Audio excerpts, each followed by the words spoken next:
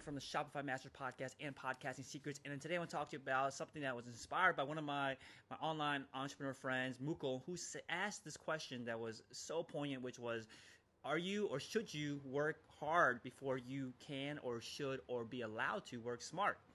And that resonated with me because I'm so guilty of this, because I'm really good at systematizing, I'm really good at scaling, I'm really good at delegating, I'm really good at figuring out who should be doing what, and getting people to hire in those places to do a lot of that for me. And it's been very successful for me, right? For my podcast, before spending 10 hours a day or 10 hours per episode, editing it, putting it together, getting the guests, organizing with the guests, doing an interview prep, doing the actual interview itself, and getting it published and getting the show notes. Like, there's a lot involved, right? And I'll be able to take those 10 hours of work and squeeze it down to just 1 hour, just me getting on and doing an interview, and that's it. That's my contribution to the entire system, right? I'm able to delegate and, quote unquote, work smart for the rest of it.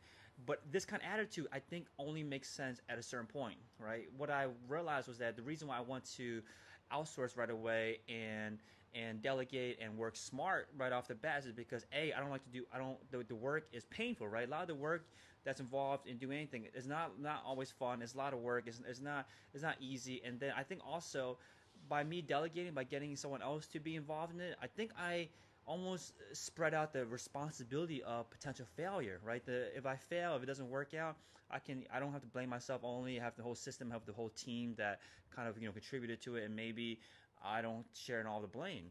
And that's an approach I always take. And while I'm building my podcasting course, whether that be for my podcast secrets course or my upcoming podcast from scratch course, I've been so focused on initially, how do I have this, not focus, but I had this inclination or this desire to figure out, okay, there's a lot of customer research involved, there's a lot of testimonials to get, there's a lot of the course to build, and my gut reaction is like, oh, let me start delegating and hiring people to help me build this thing out.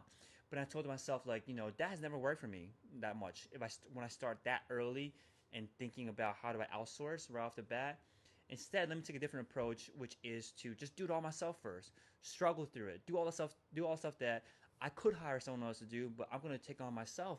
And what I realized why that's important is because by going out and doing the hard stuff, doing the stuff that doesn't scale, it does two things for you.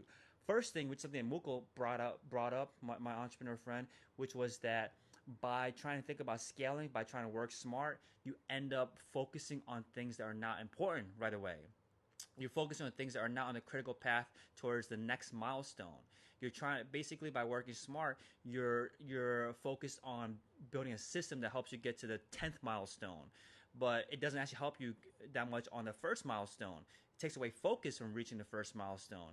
And you take away focus from reaching that first milestone, you'll never be able to last long enough to have the 10th milestone anyway.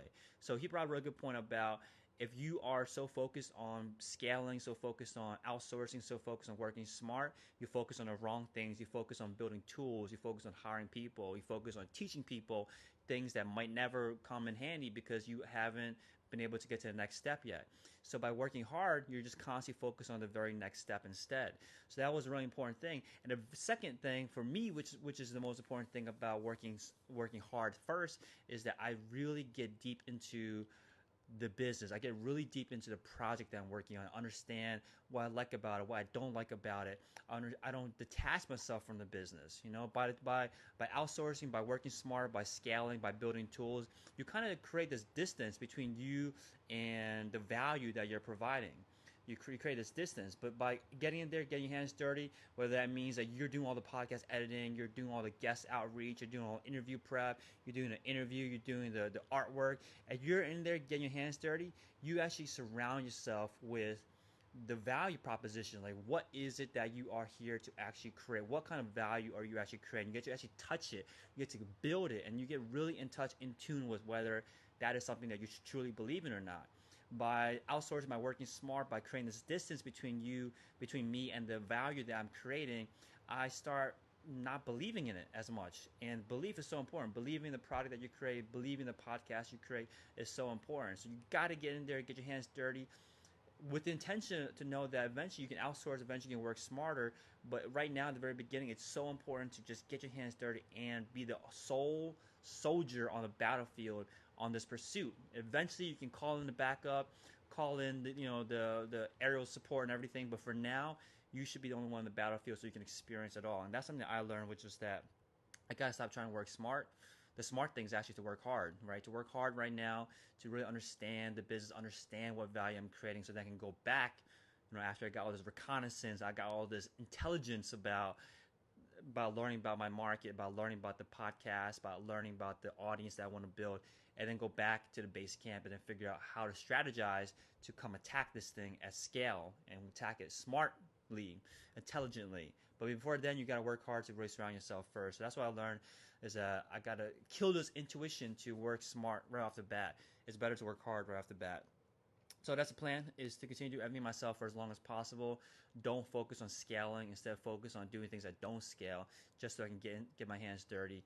And that's what I learned. I learned that I am looking to outsource. I'm looking to work smart because I think I'm looking for excuses to step away from the hard stuff that matters the most, so that I don't have to be the sole kind of dependent person on this project, or I don't have to do the grunt work, right? That I'm above it, or that I need to focus on more important things. But this is the most important thing: is to work hard to get my hands dirty. So that's what I learned, is that I have an inclination all the time. It's my job to actively try to hunt it down and kill it, and focus on working hard instead of working smart.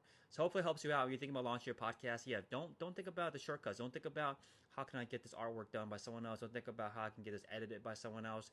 Those things you definitely should outsource first eventually, but before you get there, just try yourself, just so that you know about what is the kind of podcast you want to create, what is the kind of audience you want to create, and all that kind of stuff reveals itself in the hard work that is required to launch a podcast. And if you want to learn how to do it, if you want to learn to get a blueprint, you want to learn the steps, you want the checklist that you should be executing, the hard work that's involved, you can do it yourself. It's totally possible to do it yourself. I did it totally myself. Eventually, I did work smarter and outsource and delegate and hire people to help me out.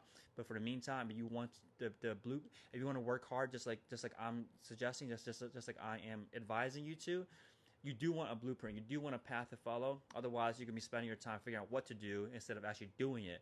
So if you want the path to know what to do and how to do it, make sure to sign up for my email list at podcastingsecrets.co. And I'll talk to you guys soon. Take care. Bye-bye.